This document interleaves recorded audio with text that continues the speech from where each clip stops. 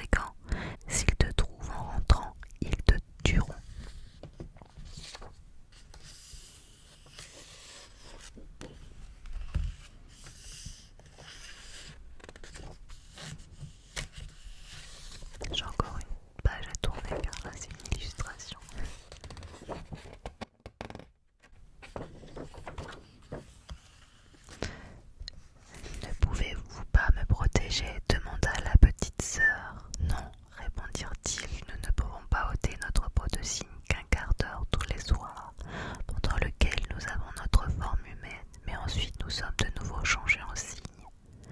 La petite sœur se mit à pleurer et dit: n'y a-t-il aucun moyen de vous délivrer? Oh non, répondirent-ils, les conditions sont trop dures, tu devrais rester 6 ans sans parler, sans rire, et pendant ce temps coudre pour nous 6 petites chemises faites de fleurs étoilées, et si un seul morceau sortait de ta bouche, tout ton travail serait perdu. Et quand ils eurent dit ces mots, le quart d'heure était passé, et ils s'envolèrent par la fenêtre sous la forme de cygnes. Cependant, la jeune fille était fermement résolue à délivrer ses frères. Tutti lui en coûtait la vie.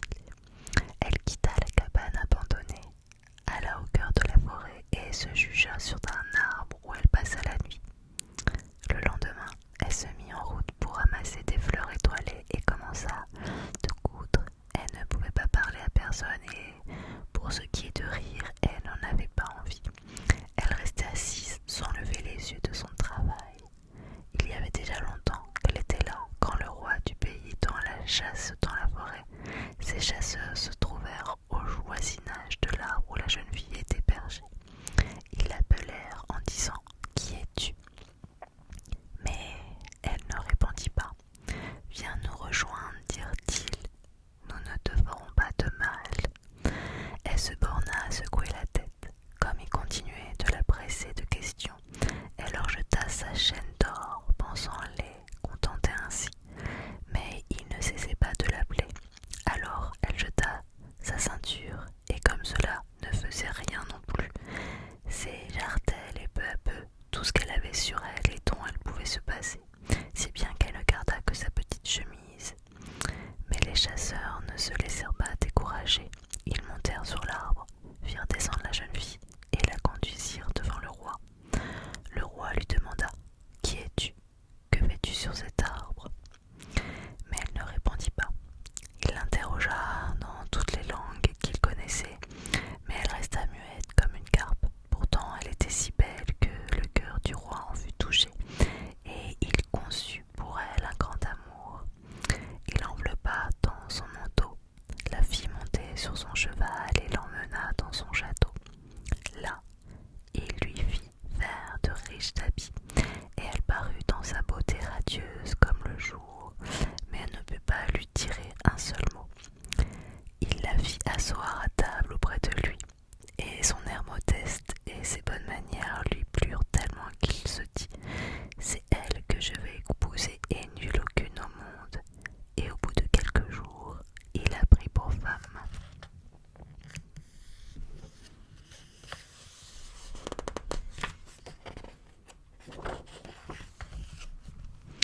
Or, le roi avait une méchante mère qui était mécontente de ce mariage et disait du mal de la jeune reine. Qui sait, dit-elle, d'où vient cette donzelle qui ne sait pas parler? Elle n'est pas digne d'un roi. Un an après, quand la reine eut accouché de son premier enfant, la vieille le lui enleva et lui barbouilla la bouche de sang pendant son sommeil. Puis elle alla trouver le roi et l'accusa d'être une ogresse. Le roi ne voulut pas le croire et ne souffrit pas qu'on lui fît du mal. Quant à elle, elle restait constamment à coudre ses chemises et ne s'occupait de rien d'autre. La deuxième fois qu'elle accoucha encore d'un beau garçon, la vieille eut recours à la même tromperie, mais le roi ne put pas se résoudre à ajouter foi à ses dires. Il déclara: elle est si pieuse et trop bonne pour faire une chose pareille. Si elle n'était pas muette et pouvait se défendre, son innocence éclaterait à tous les yeux.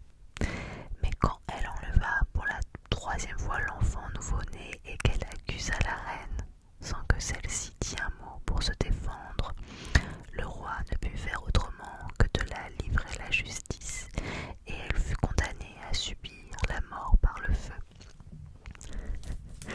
Le jour vint où la sentence devait être exécutée, mais c'était aussi le dernier jour des 6 années pendant lesquelles elle ne devait ni rire ni parler, et ses 6 frères étaient délivrés du pouvoir de la sorcière. Les 6 chemises étaient finies toutes